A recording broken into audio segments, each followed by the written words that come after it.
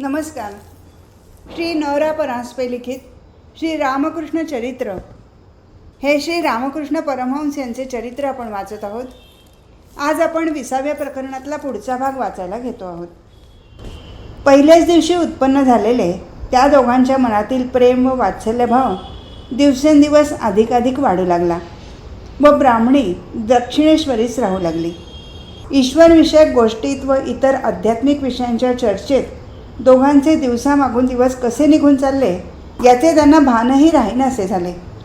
श्री रामकृष्णांनी आपली आध्यात्मिक दर्शने व अवस्था यासंबंधी सर्व गूढ गोष्टी मोकळ्या मनाने ब्राह्मणीस सांगाव्या व त्यासंबंधी नाना तऱ्हेचे प्रश्न विचारावे व ब्राह्मणीने नाना प्रकारच्या तंतग्रंथाच्या आधाराने उत्तरे देऊन त्यांचे समाधान करावे व कधीकधी चैतन्य भागवत व चैतन्य चरित्रामृत या ग्रंथातील उतारे वाचून दाखवून ईश्वर प्रेमाच्या प्रबल वेगाने अवतारिक पुरुषांच्या देहमनामध्ये कशा प्रकारची लक्षणे व विकार उत्पन्न होतात याचे विवेचन करून त्यांचे संशय नाहीसे करावे. अशा दिव्य आनंदाचे पंचवटीत तुफान सुटले. 6-7 दिवस अशा दिव्य आनंदात लोटल्यावर तीक्ष्ण दृष्टीसंपन्न श्री रामकृष्णांच्या मनात आले की दोषाचा तिळमात्र संपर्क नसला तरी ब्राह्मणीला या ठिकाणी ठेवून घेणे चांगले नाही. कामकांचनासक्त लोक या पवित्र संन्यासिनीबद्दल नाही ते शंका घेतील असे वाटून त्यांनी ब्राह्मणीजवळ तसे बोलूनही दाखवले. ब्राह्मणीलाही त्यांचे म्हणणे पटले व जवळच्या एखाद्या खेड्यात राहून रोज श्री रामकृष्णांच्या भेटीला येत जावे असा मनात बेत करून त्याच दिवशी तिने आपले बिऱ्हाड दक्षिणेश्वराहून उचलले व तेथून जवळच असलेल्या दक्षिणेश्वर खेड्यातील देवमंडल घाटावर नेले. त्या खेड्याच्या साध्या भोळ्या व धर्मनिष्ठ मंडळींना ब्राह्मणी आपल्या अलौकिक गुणांनी लवकरच प्रिय झाली व तिची राहण्याची व भिक्षेचीही नीट सोय लागली. तिने नित्यनेमाने श्री रामकृष्णांकडे जावे व आपल्या ओळखीच्या बायांकडून नाना प्रकारचे खाण्याचे पदार्थ भिक्षा मागून आणून जाताना आपल्याबरोबर घेऊन जावे व अत्यंत वात्सल्याने ते श्री रामकृष्णांना खाऊ घालावे. असे सांगतात की त्या घाटावर राहत असता वात्सल्यभावाने तिचे अंतःकरण भरून जावे व त्या अवस्थेत तिने हातात लोण्याचा गोळा घेऊन गोपाळ गोपाळ म्हणून मोठमोठ्याने हाका माराव्या व त्याच वेळी इकडे श्री रामकृष्णांनाही ब्राह्मणीला भेटण्याची अत्यंत उत्कट इच्छा उत्पन्न व्हावी. असे सांगतात की त्यावेळी एखादे लहान मूल जसे आपल्या आईकडे धावून जाते त्याचप्रमाणे श्री रामकृष्ण तिच्याकडे धावून जात व तिच्या हातातील ते लोणी भक्षण करीत. श्री रामकृष्ण म्हणत तिचे मोकळे सुटलेले केस आणि वात्सल्य भावाने झालेली विव्हल अवस्था पाहून लोकांनाही गोपाल विरहाने व्याकुल झालेली नंदराणी यशोदाच आहे की काय असे वाटे. श्री रामकृष्णांच्या तोंडून त्यांचे आध्यात्मिक अनुभव व अवस्था ऐकून ब्राह्मणीची खात्री झाली की ही सर्व अवस्था असाधारण ईश्वर प्रेमामुळेच उत्पन्न झाली आहे आणि ईश्वराच्या गोष्टी चालल्या असता श्री रामकृष्णांना किती आनंद होतो व वरचेवर त्यांचे देहभानही कसे नाहीसे होते हे प्रत्यक्ष पाहून तिला निस्संशय वाटले की हे काही सामान्य साधक नव्हेत. जीवाच्या उद्धारार्थ पुन्हा चैतन्यदेवांचा अवतार होणार असल्याबद्दल श्री चैतन्य चरितामृत व श्री चैतन्य भागवत या ग्रंथात असलेल्या उल्लेखांची श्री रामकृष्णांना पाहून तिला वरचेवर आठवण होऊ लागली. चैतन्यदेवांची चालचलवणूक, आचार, व्यवहार वगैरेबद्दल त्या ग्रंथात जे काही वाचले होते ते सर्व श्री रामकृष्णांच्या बाबतीत तंतोतंत जुळते असे पाहून तिला आश्चर्य व समाधान वाटले. चैतन्यदेवांचा गात्रदाह व अमानुषक्षुधा ज्या सोप्या उपायांनी नाहीशी केल्याचे त्या ग्रंथात वर्णन आहे तेच उपाय तिने श्री रामकृष्णांच्या बाबतीत करून पाहिले व आश्चर्याची गोष्ट त्यांनी त्यांना तात्काळ गुणही आला. या सर्व गोष्टींवरून तिचा पूर्ण समज झाला की यावेळी श्री चैतन्य व नित्यानंद या दोघांचाही एकाच शरीरात अवतार आहे. मागे सांगितलेच आहे की शिवडगावला जात असता श्री रामकृष्णांना झालेले ते विचित्र दर्शन त्यांच्याच तोंडून ऐकून ब्राह्मणी म्हणाली, यावेळी नित्यानंद व चैतन्य यांचा एकाच देहात अवतार आहे. ब्राह्मणी संसारातील कोणत्याही गोष्टीबद्दल कोणावरही अवलंबून नसल्यामुळे कोणाच्याही रागालोभाला जुमणण्याचे तिला बिलकुल कारण नव्हते. म्हणून श्री रामकृष्णांच्या संबंधीची आपली धारणा कोणापाशीही स्पष्टपणे बोलण्यात तिला मुळीच संकोच वाटत नसे. तिने श्री रामकृष्णांच्या विषयीचे आपले मत प्रथम त्यांनाच व मग हृदयला सांगितले. इतर कोणीही विचारल्यास ती आपले मत स्पष्टपणे सांगे. एक दिवस श्री रामकृष्ण व मथुरबाबू दोघे पंचवटीत बसले होते. हृदय जवळच होता. गोष्टी निघता निघता आपल्या संबंधी ब्राह्मणी काय म्हणते हे श्री रामकृष्णाने मथुरबाबूंना सांगितले. ते म्हणाले, ती म्हणते की अवतारी पुरुषाची जी लक्षणे असतात ती सारी तुमच्यामध्ये आहेत. तिने कितीतरी शास्त्रांचे अध्ययन केले आहे आणि या साऱ्या पोथ्याही तिच्याजवळ आहेत. श्री रामकृष्णांचे साधे व मोकळेपणाचे बोलणे ऐकून मथुरबाबूंना गंमत वाटली व ते हसत हसत म्हणाले, पण बाबा, तिने काही म्हटले तरी अवतार तर 10हून अधिक नाहीत ना. मग तिचे म्हणणे कसे बरे खरे असेल. तरी पण तुमच्यावर जगदंबेची कृपा आहे एवढी गोष्ट मात्र खरी. त्यांच्या अशा गोष्टी चालल्या आहेत. इतक्यात तिथे एक संन्यासिनी येत असलेली त्यांना दिसली. तिला पाहून मथुरबाबूंनी श्री रामकृष्णांना विचारले, हीच का ती? श्री रामकृष्ण होय म्हणाले. तिच्या हातात एक मिष्टान्नांनी भरलेले ताट होते व त्यातील पदार्थ श्री रामकृष्णांना आपल्या हाताने खाऊ घालण्यासाठी ती येत होती.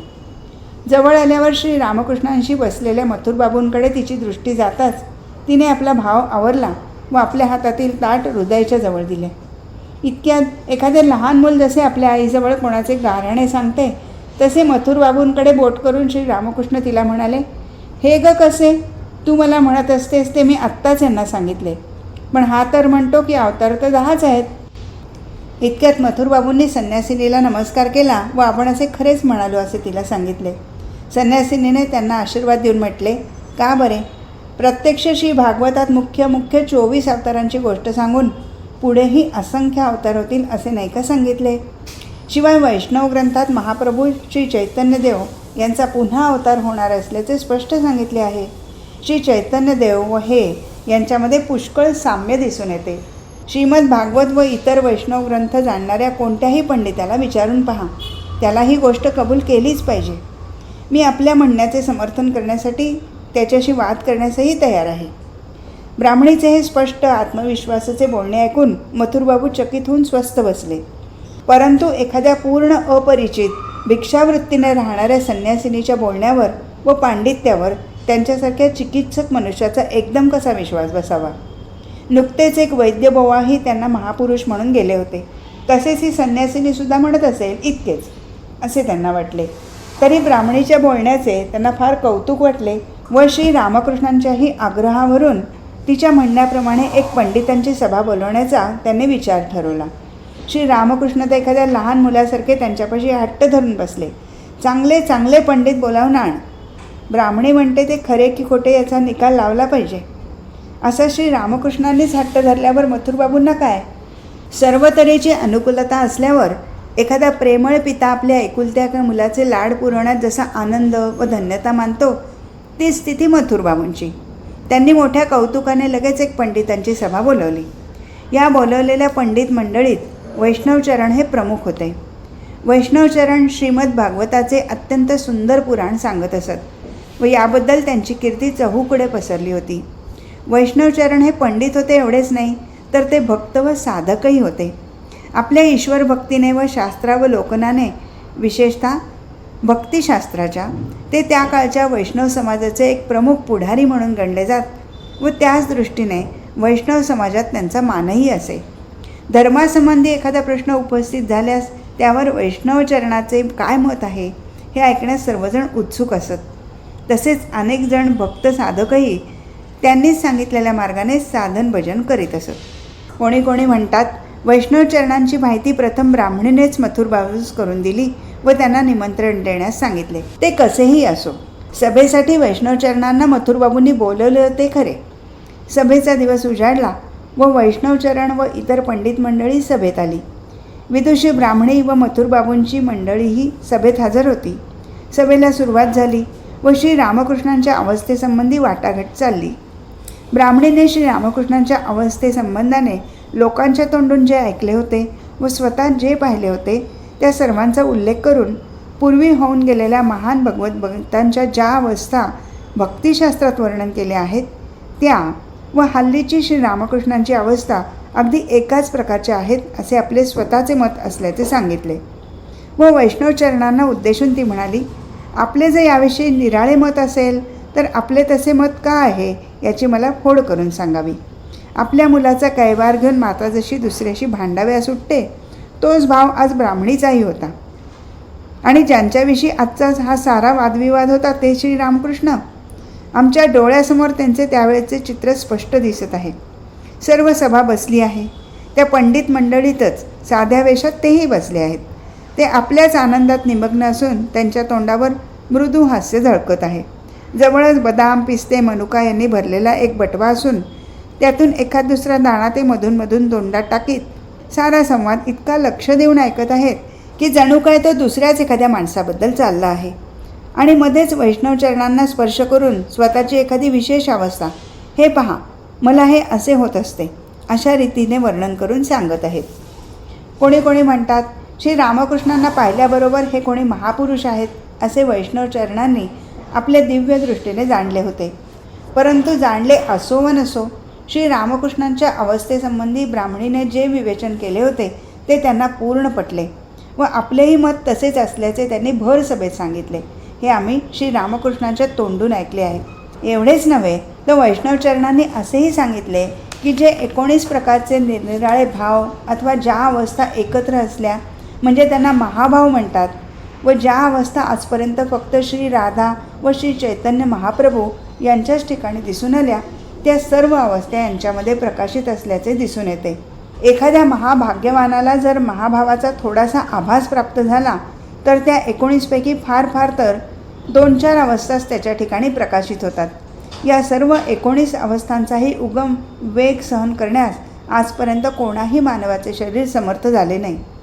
मथुरनाथ वगैरे सर्व मंडळी वैष्णवचरणाचे हे भाषण ऐकून अगदी चकित होऊन गेली. श्री रामकृष्णांनाही हे ऐकून गंमत वाटली व आनंद झाला.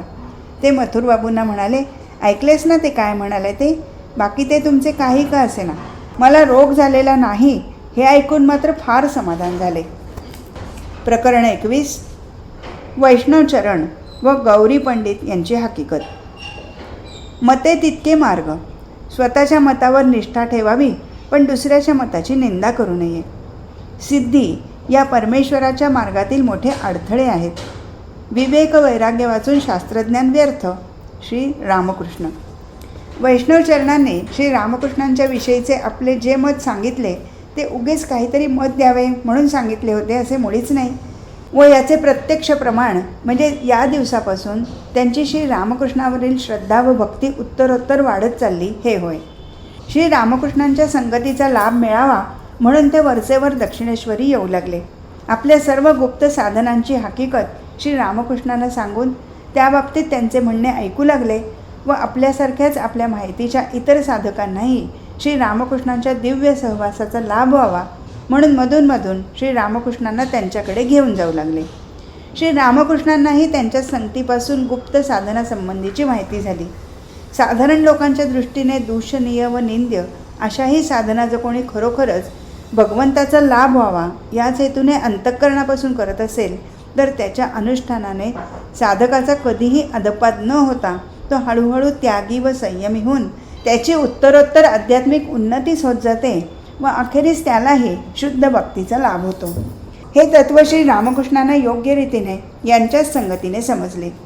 अशा प्रकारच्या साधनांच्या गोष्टी ऐकून व काही साधना प्रत्यक्ष पाहून श्री रामकृष्ण म्हणत, मला प्रथम वाटे की सर्व मंडळी मोठमोठ्या गोष्टी सांगतात आणि असल्या हीन प्रकारच्या साधना का करतात, परंतु या मंडळींपैकी जे खरोखरी श्रद्धावान होते त्यांची पुढे आध्यात्मिक उन्नती होत असलेली प्रत्यक्ष पाहून त्यांच्या मनातील हा संशय नाहीसा झाला असे त्यांच्याच तोंडून आम्ही ऐकले आहे.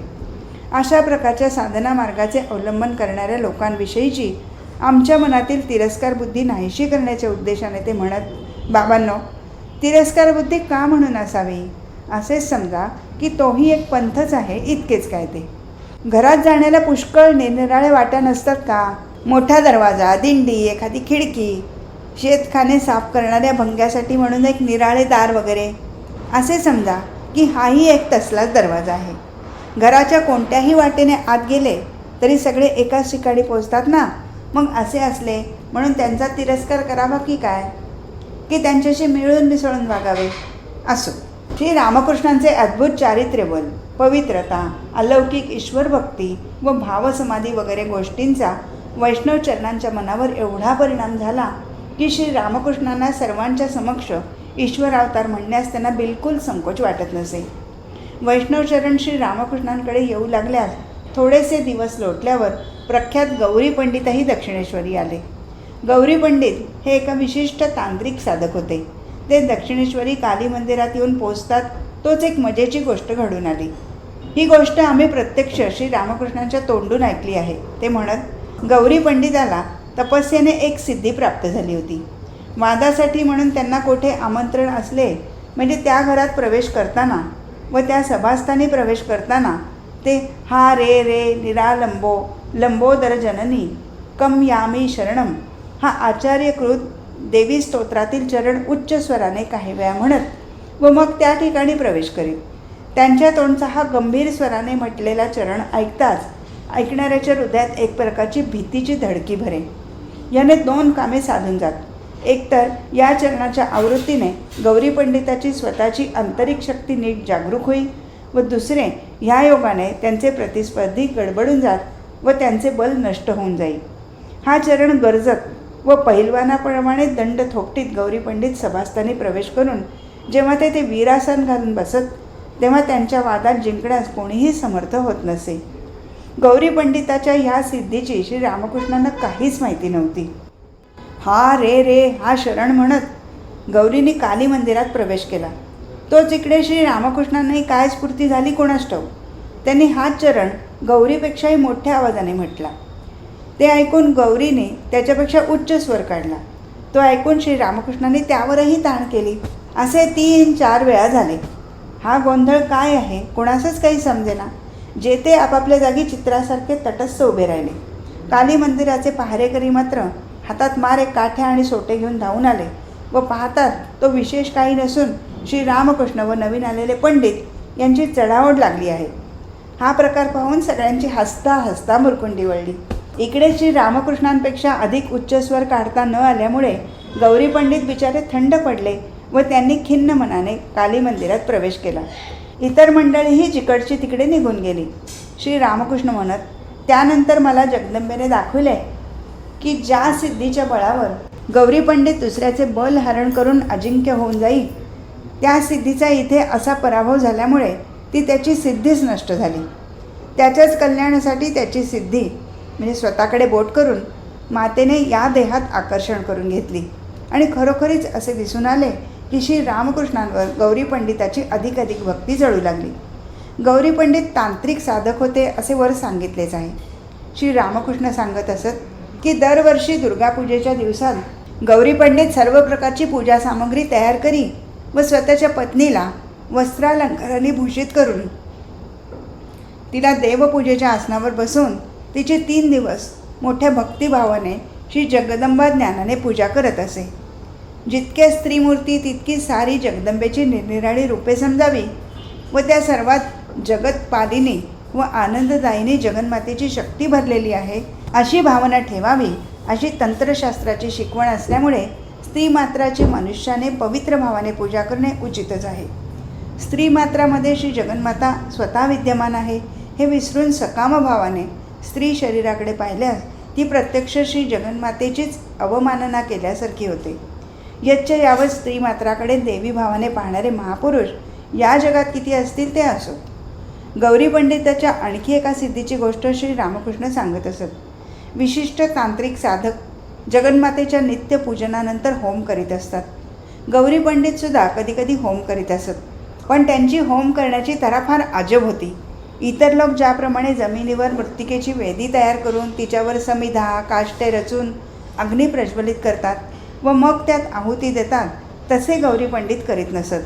ते आपला डावा हात पुढे पसरून त्यावर एका वेळी मणभर लाकडे रचून ती पेटवीत व त्या अग्नीत आपल्या उजव्या हाताने आहुती टाकीत. होमाला काही थोडा काळ लागत नाही. तो सर्व संपेपर्यंत हात तसाच पसरून ठेवून त्यावरचे 1 मण लाकडाचे ओझे व भडकलेल्या अग्नीच्या ज्वाला सहन करून मन शांत ठेवून भक्तिपूर्ण अंतकरणाने त्या अग्नीत यथाविधी आहुती टाकायच्या. हे कर्म केवढे असंभवनीय वाटते. म्हणून प्रत्यक्ष श्री रामकृष्णांच्या तोंडून ही गोष्ट ऐकूनही आम्हापैकी पुष्कळांचा त्यावर एकदम विश्वास बसत नसे.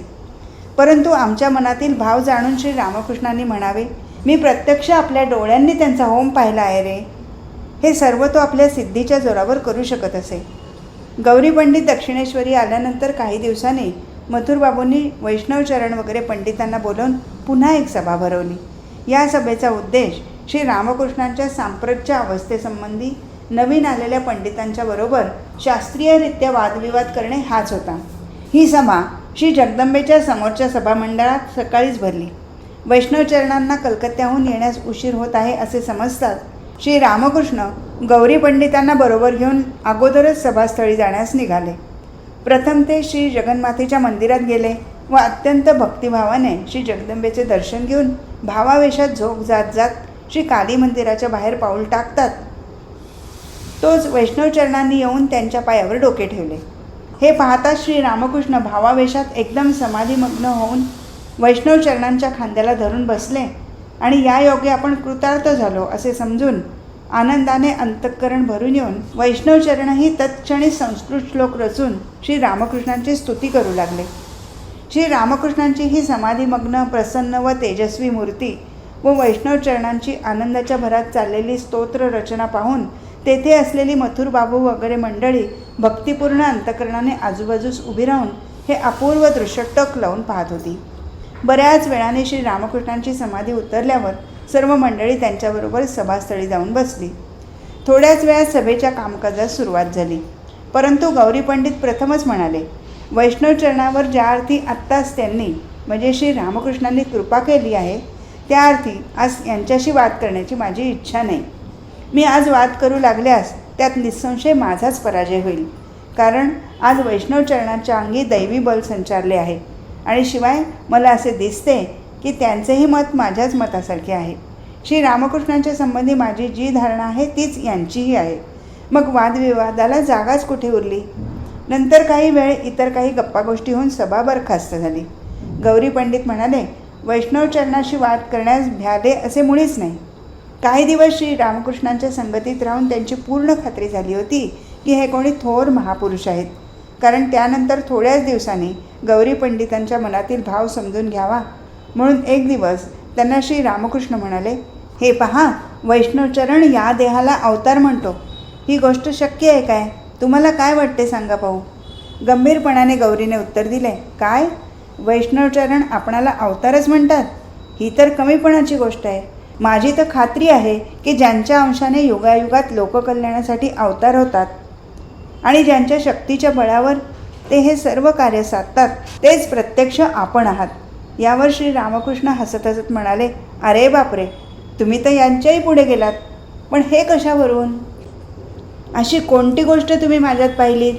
गौरी म्हणाले, शास्त्र प्रमाणावरून व स्वतःच्या अनुभवावरून. याबद्दल जर कोणाला वाद करायचा असेल तर त्यालाही माझी तयारी आहे. श्री रामकृष्ण एखाद्या लहान मुलाप्रमाणे म्हणाले, तुम्ही तर बाबांनो सगळे इतक्या गोष्टी बोलता, पण मला तर यात काहीच समजत नाही. गौरी, वा, ठीकच आहे. शास्त्रसुद्धा असेच म्हणते, स्वतःला कोणी जाणत नाही. मग दुसऱ्याने तरी तुम्हाला कसे जाणावे सांगा बरे. आपणच जर एखाद्यावर कृपा केली तर तो मात्र जाणू शकेल. पंडितजीचे हे बोलणे ऐकून श्री रामकृष्ण हसू लागले. दिवसेंदिवस गौरी पंडिताची श्री रामकृष्णावरील भक्ती वाढू लागली आणि इतके दिवसांची त्यांची साधना व शास्त्रविचार श्री रामकृष्णांच्या दिव्य संगतीने फलास येऊन त्यांच्या अंतःकरणामध्ये तीव्र वैराग्याचा उदय झाला व सर्व संग परित्याग करून आपले तन मन धन ईश्वराच्या सेवेकडे लावण्याचा त्यांनी निश्चय केला. दक्षिणेश्वरी येऊन त्यांना बरेच दिवस झाले होते व त्यांच्या घरी अशी बातमी पोचली होती की पंडितजी हे एका गोसाव्याच्या नादी लागले आहेत. या कारणाने ताबडतोब येण्याबद्दल त्यांना घरून पत्रावर पत्रे येऊ लागली. हे पाहून कदाचित घरची मंडळी येथे येऊन आपल्याला पुन्हा संसारात ओढण्याचा प्रयत्न करतील या भीतीने त्यांनी दक्षिणेश्वर सोडण्याचा बेत केला व एके दिवशी श्री रामकृष्णांच्या पायावर मस्तक ठेवून सद्गदित अंतःकरणाने त्यांनी त्यांचा निरोप मागितला. श्री रामकृष्ण म्हणाले, हे हो काय पंडितजी, एकाएकी निरोप घेऊन कुठे निघालात? ईश्वराचे दर्शन झाल्यापासून संसारात पुन्हा न फिरण्याचा बेत केला आहे. माझी इच्छा पूर्ण होईल असा मला आशीर्वाद द्या. असे म्हणून पंडितजींनी दक्षिणेश्वर सोडले, परंतु ते घरी गेले नाहीत व कोठे गेले याचाही कधी कोणास पत्ता लागला नाही. आज इथेच थांबू. हरिओम तत्सत.